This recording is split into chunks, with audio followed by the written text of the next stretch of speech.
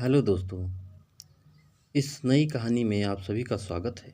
दोस्तों, आज की इस कहानी का नाम है सास बहू की होली। तो दोस्तों, यह एक मोरल स्टोरी है। तो आइए हम आप लोगों को कहानी की तरफ ले चलते हैं। गांव में होली की धूम थी। हर गली में रंगों की बौछार हो रही थी। ढोलक की थाप पर फाग गाए जा रहे थे। लेकिन चौधरी राम स्वरूप के घर का माहौल थोड़ा अलग था। उसकी बहू राधा शादी के बाद पहली बार ससुराल में होली मना रही थी। राधा के मन में डर था। उसकी सास कमला देवी कड़क स्वभाव की थी। राधा ने सुना था कि सास को होली खेलना पसंद नहीं, इसीलिए वह चुपचाप रसोइयों में गुझिया और पकौड़ियाँ बनाने में लगी थी। लेकिन मन में चाहत थी कि सास के साथ रंगों का आनंद लें। उधर कमला देवी भी सोच रही थी, नई बहू आई है पर इसे ठीक से घुलने मिलने का मौका नहीं मिला। होली का मौका अच्छा है, लेकिन क्या बहू खुले मन से रंग खेलेगी? दोपहर होते होते आंगन में देवर, ननद और अन्य रिश्तेदारों का जमावड़ा लग गया। हर कोई रंगों से सरोबोर था। अचानक राधा ने हिम्मत जुटाई और गुलाल की एक थैली लेकर सास के पास पहुंच गई। माँ जी, होली खेलें? उसने झिझकते हुए पूछा। कमला देवी पहले तो चौंकी, लेकिन फिर मुस्कुराई। अच्छा बहू, रंग लगाने आई हो, कहकर उन्होंने राधा के गालों पर गुलाल मल दिया। राधा खुशी से झूम उठी। वह भी सास के चेहरे पर हल्का गुलाब लगा दी। फिर क्या था, पूरे घर में हंसी ठिठोली का माहौल बन गया। सास बहू की यह अनोखी जोड़ी देखकर सभी खुश हो गए।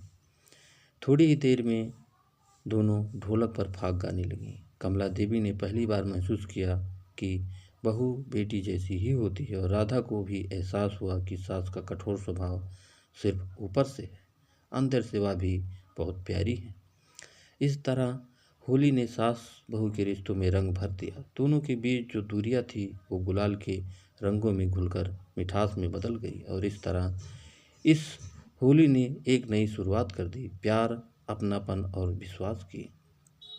अब सास बहू के बीच की झिझक पूरी तरह खत्म हो चुकी थी। राधा ने सोचा भी नहीं था कि उसकी सास इतना प्रेम से रंग लगवाएगी। उधर कमला देवी को भी यह एहसास हो रहा था कि उन्होंने अपनी बहू को अब तक अपने कठोर स्वभाव से ही डरा रखा था। अचानक देवर नर ने शरारत से कहा, अरे वाह, अब तो सास बहू की जोड़ी सबसे ज़्यादा रंगीली लग रही है। लेकिन माँ, अभी भी कुछ कमी लग रही है। कमला देवी चौंकी। क्या कमी? ननद हंसती हुई बोली, अब एक पक्के रंग का टीका तो लगाना चाहिए।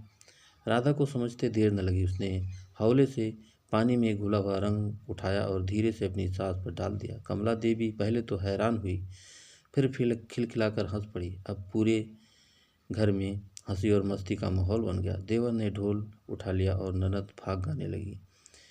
खेलो मसाने में होली, दिगंबर खेलो मसाने में होली। अब रंग, गुलाल और प्रेम के बीच सास बहू की जोड़ी पूरे परिवार के लिए मिसाल बन गई थी। जब महिलाएं भांग के रसगुल्ले लेकर आई तो कमला देवी ने खुद राधा को पहला रसगुल्ला खिलाया और प्यार से कहा, अब से हर साल हम यूं ही साथ होली खेलेंगे बहू।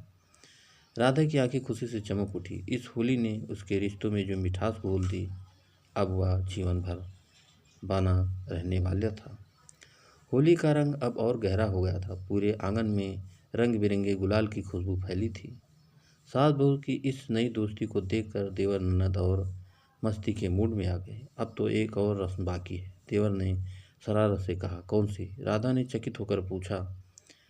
होली की टोलियों की जंग, ननद ने हंसते हुए कहा। माँ और बहू की एक टीम और मैं और भैया दूसरी टीम, देखते हैं कौन ज़्यादा रंग जमाता है।